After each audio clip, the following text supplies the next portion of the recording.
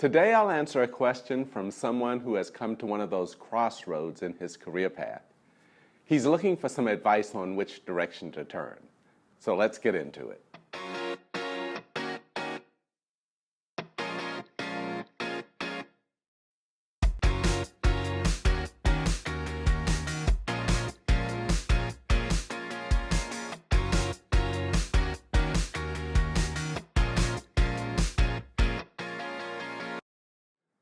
Hi everybody, Harold Hillman here, and thank you for joining me on episode 9 of Ask Harold. Today's question is from Rob. Rob is stuck in the middle of some very deep thinking about what he's going to do with the rest of his life. A good dilemma to have. Here's Rob's question. Hello Harold. Lately I wake up each day wondering what I am doing with my career. To give some brief context about myself, I've been very successful at climbing the corporate ladder in a couple of global accounting firms. By successful, I mean in terms of seniority, influence, and being able to live a lifestyle that my family has grown comfortable with. However, more and more, I wonder if all this really matters. Finance is my thing. People know me as the finance guy. I don't know if I should continue on the path that I've been successful at for the past 2 decades, or try something totally different. I don't even know what that different would be.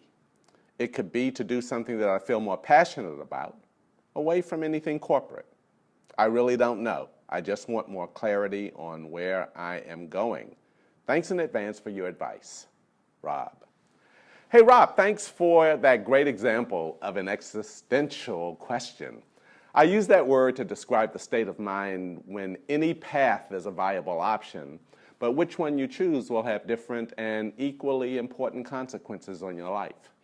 That's why it's important to stop in your boots every now and then and just stand still long enough to hear what your brain is trying to tell you. So Rob, there are 5 things that I'd like for you to think about here. The first one is your psyche has a head code. Back in the old days, what you're going through used to be called a midlife crisis. It's more hip now to say existential crisis. This is like when your psyche has a head code. It gets your attention because this has big impact on who you are, how you spend your time, who you spend your time with socially and professionally, and whether your life has a bigger sense of purpose beyond getting a weekly or fortnightly paycheck. So this may be time for you to turn the chapter and start to push into some other things that are equally fulfilling, Rob. Secondly, be the driver on your career path. Some people go through their careers almost if they're sitting in the back seat of their own life, choosing to be passive at critical turns or letting the car turn randomly in different directions. I recommend that you think about it the same way as with a car, Rob.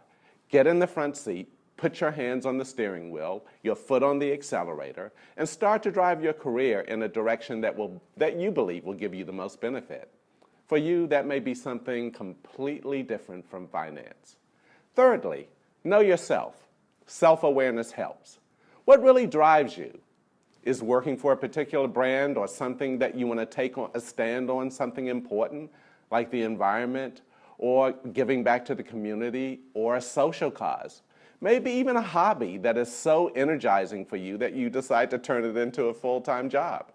A good friend of mine once left a high-paying corporate job to go run a vineyard with his wife on New Zealand's South Island.